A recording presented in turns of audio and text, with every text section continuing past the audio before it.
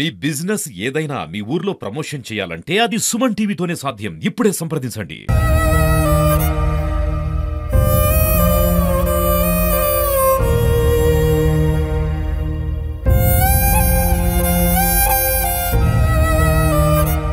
నమస్తే, welcome to Suman TV. కాకినాడలో నిన్న జరిగిన ఏదైతే ఘటన, వానపల్లి చంద్రకిషోర్ అనే ఒక వ్యక్తి తన ఇద్దరు పిల్లల్ని చేతులు కట్టి బకెట్లో ముంచి వాళ్ళు చనిపోయారని నిర్ధారించుకున్న తర్వాత తాను ఆత్మహత్య చేసుకున్నాడు. అసలు కారణాలు ఏంటి, ఏ విధంగా వెలుగులోకి వచ్చింది?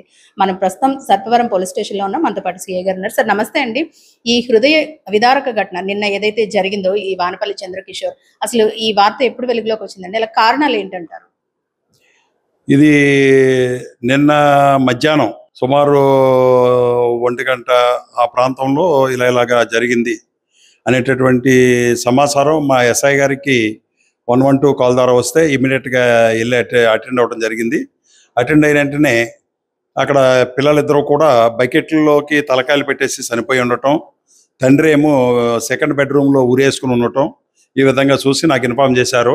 నేను గౌరవ ఉప ముఖ్యమంత్రి వర్యులు శ్రీ పవన్ కళ్యాణ్ గారి బందోబస్తు కార్యక్రమంలో ఉండటం వల్ల మా ఎస్ఐ గారికి అన్నీ కూడా, మా రైటర్ గారికి అందరికీ కూడా ఉత్తర్వులు ఇచ్చి ఈ విధంగా చేయండి అనేటటువంటి దిశానిర్దేశం చేసి కేసుకి సంబంధించి అన్ని జాగ్రత్తలు తీసుకోమని చెప్పి మేము బందోబస్తులో ఉండి ఈ కార్యక్రమాన్ని అంతా చేసిన తర్వాత వాళ్ళు అన్ని సక్రమంగా నిర్వర్తించి బాడీస్ని అవి గవర్నమెంట్ హాస్పిటల్కి షిఫ్ట్ చేయడం జరిగింది. అయితే ఈ తర్వాత ఈరోజు 3 చనిపోయారు. అందులో మా 2 పిల్లల్ని చంపేశాడు మర్డర్ కేసు ఉన్న దృష్ట్యా. గ్రేవ్ కేసు, ఇది గ్రేవ్ కేసు దృష్ట్యా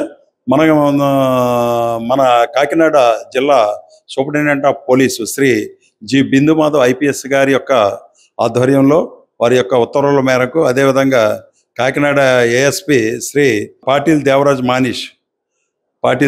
మానిష్ వారి యొక్క పర్యవేక్షణలో ఈ యొక్క కేసుని నేను దర్యాప్తుకి స్వీకరించడం జరిగింది. దర్యాప్తు స్వీకరించిన తర్వాత ఇందులో జరిగిన విషయాలు ఏంటంటే, నిన్న ఉదయం 9 గంటలకు వీళ్ళు ఓఎన్జీసీ ఆఫీస్కి ఇంటి దగ్గర నుంచి బయలుదేరి 4 కలిపి హోలీ పండగకి వెళ్ళినట్టు, హోలీ యొక్క వేడుకలకి అక్కడికి హాజరైనట్టు, తర్వాత అక్కడి నుంచి 9 గంటలకు వెళ్ళిన తర్వాత ఒక అరగంట ఉన్న తర్వాత ఇతను పిల్లల యొక్క బట్టలు యూనిఫామ్ కొలతలు సరి చేయించుకు రావాలి, కొలతలు తీయించాలి, ఇంటికి వెళ్ళి వస్తామని చెప్పి భార్యతో చెప్పి ఉండి వెంటనే వచ్చేస్తానని చెప్పి పిల్లల్ని తీసుకురావటం జరిగింది. మధ్యలో రాలేదని భార్య ఫోన్ చేయటం, బయలుదేరిపోయినా వచ్చేస్తున్నాను 5 నిమిషాలకు ఉంటా అని చెప్పి ఇస్తాం. 5 నిమిషాలకి రాకపోయేటప్పటికి భార్యకు అనుమానం వచ్చి, ఏంటి ఎన్నిసార్లు చేసినా రావట్లేదు, వచ్చేస్తాను అన్నారు, నన్ను ఒక్కదాన్ని ఇక్కడ వదిలేసి వెళ్ళిపోయారు ఏంటి అని చెప్పేసి ఆవిడ మరలా వాళ్ళందరినీ తీసుకుని ఇంటికి వచ్చేటప్పటికి 3 యొక్క చెప్పులు కూడా బయట ఉన్నాయి.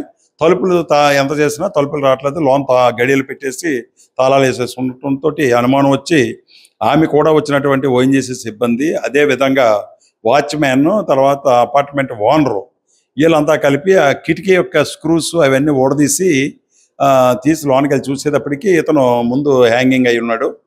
సెకండ్ బెడ్రూమ్లో చూసేటప్పటికి ఊరేసుకుని ఎలాడుతూ ఉన్నాడు.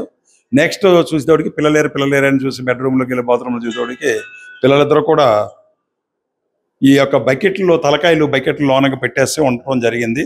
తర్వాత ఇవన్నీ పరిశీలించేటప్పటికీ ఈ పిల్లలిద్దరి యొక్క ఇది చాలా చెప్పడానికి కూడా మాటలు రావట్లేదు.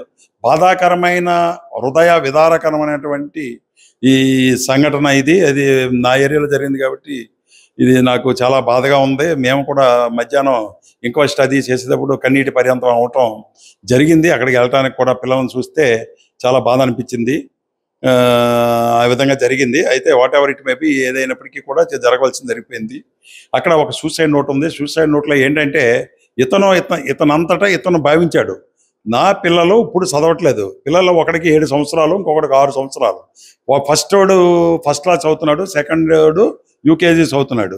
ఈ వయసులో పిల్లలు చదువు ఏంటంటే ఆడుకునే వయసు. పిల్లలు వాళ్ళ ఇంట్లోకి వెళ్ళి చూస్తే చక్కగా అన్నీ కూడా మంచి కార్లు, మంచి చిన్న పిల్లలకు ఉండవలసినటువంటి బైక్స్, కార్స్, మంచి సొఫిస్టికేటెడ్ ఫ్యామిలీ.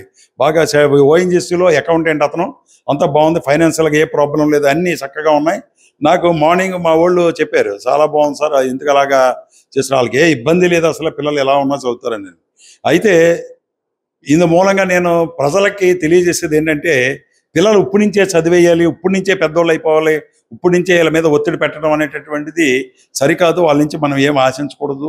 వాళ్ళు చదువుతారు, కొంతమంది 5వ తరగతి వచ్చేటప్పటికి ఇంప్రూవ్ అవుతారు. కొంతమంది 10th క్లాస్ వచ్చేటప్పటికి 10th క్లాస్ యావరేజ్ స్టూడెంట్ ఉంటాడు, ఇంటర్మీడియట్ కాలేజీ ఫస్ట్ వస్తాడు, లేదా ఫస్ట్ ర్యాంక్ కొట్టేయటం, ఎంసెట్లో ఫస్ట్ ర్యాంక్ కొట్టేయటాలు ఇవన్నీ జరుగుతాయి. ఇవన్నీ ఎప్పుడు వస్తాయంటే మెచ్యూరిటీ పెరిగే కొలిదే, బ్రెయిన్ పెరిగే కొలిదే వాళ్ళ యొక్క ఐక్యూ పెరుగుతుంది. ఐక్యూతో పాటు రెండు ఉంటాయి ఇందులో, there are 2 factors affecting. One is environmental factor, second one is heredity and environment. ఈ రెండింటి యొక్క ఉన్నది. హెరిడిటీ అంటే వారసత్వంగా తల్లిదండ్రులు తెలివైన వాళ్ళు అయితే పిల్లలు కూడా తెలివైన వాళ్ళు అయ్యి ఉండొచ్చు. కాకపోయినప్పటికీ కూడా వాళ్ళు డెవలప్ అవడానికి అవకాశం ఉంది. ఏంటి ఎన్విరాన్మెంటల్, పక్క వాళ్ళని చూసి నేను కూడా చదువుకోవాలి, కష్టపడాలి, చేయాలనేటువంటి మనస్తత్వం ఎన్విరాన్మెంటల్. ఇది సైకాలజీలో ఉంటుంది. సైకాలజీలో హెరిడిటీ, ఎన్విరాన్మెంట్ ఇది ఏది అన్నది సైకాలజీలో ఉంటుంది. కాబట్టి ఈ 2 ఫ్యాక్టర్స్ చాలా ఉంటాయి. ఈ ప్రజలు, తల్లిదండ్రులు వీళ్ళంతా కూడా పిల్లల ఎడల ఎక్కువ ఒత్తిడి పెట్టకుండా చదువుకుంటారు. ఇది ఆడుకునే వయసులో ఆడుకుంటారు, చదువుకునే వయసులో చదువుకుంటారు. వాళ్ళని బలవంతం పెట్టకుండా చక్కగా చదివించుకోండి. ఏదో ఒకటి అందరికీ ఉద్యోగాలు వచ్చేయాలని ఉండదు. కొందరు సెల్ఫ్ సస్టైన్డ్ అంటే వాళ్ళ కాళ్ళ మీద వాళ్ళు నిలబడి చేసుకుంటారు. కొంతమందికి వస్తాయి. గవర్నమెంట్ ఉద్యోగాలు అనేటువంటివి పరిమితంగా ఉంటాయి. కాబట్టి ఈ రోజుల్లో, పాతకాలంలో అయితే గవర్నమెంట్ ఉద్యోగమే, లేకపోతే వేరే పని చేసుకోవాల్సి వస్తుంది, కూలి పనులు అవి చేసుకోవాల్సి వచ్చేది.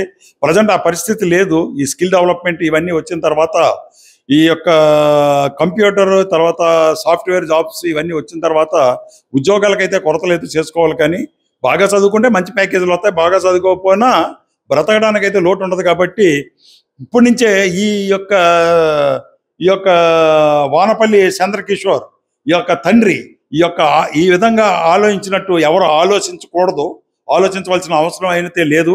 ఇతను చాలా తప్పుగా ఆలోచించి చిన్న పిల్లల నుండి నీరెళ్ళు బతకవలసినటువంటి 7 సంవత్సరాలు వానపల్లి జోషిత్, వానపల్లి నిఖిల్ 6 సంవత్సరాలు వీళ్ళిద్దరి యొక్క ప్రాణాలని బలిగొన్నాడు. ఇది చాలా దురదృష్టకరమైన విషయం. ఈ యొక్క కేసుని నేను మా కాకినాడ జిల్లా ఎస్పీ శ్రీ జి బిందుమాధవ్ గారు, అదేవిధంగా పాటిల్ దేవరాజ్ మానిషి ఏఎస్పీ కాకినాడ వారి యొక్క పర్యవేక్షణలో ఈ కేసుని నేను దర్యాప్తు చేస్తున్నాను. ఇందులో ఈ కేసులో ముఖ్యంగా ఎస్ఐ శ్రీనివాస్, అదేవిధంగా మా రైటర్ నాగేశ్వరరావు, అదేవిధంగా హెడ్ కానిస్టేబుల్ రామకృష్ణ, తర్వాత అనిల్ రాజు, మిగిలిన సిబ్బంది అంతా కూడా ఈ కేసులో దర్యాప్తులో నాకు సహకరించారు.